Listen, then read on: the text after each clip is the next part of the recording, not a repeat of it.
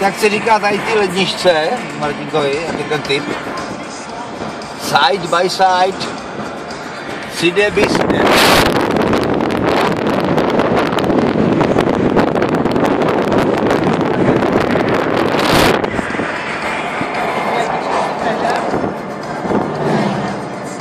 Side by side.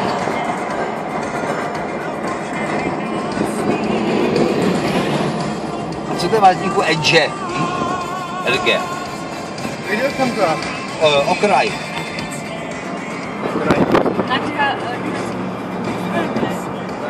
Edge je okraj jako krajíš, jo. Já jsem se na to díval v slovníku, protože tady jelo, když jsme nějaký auto, jestli to byl Pontiac, nebo co to bylo. Nebo Buick Edge napsal. Edge je okraj.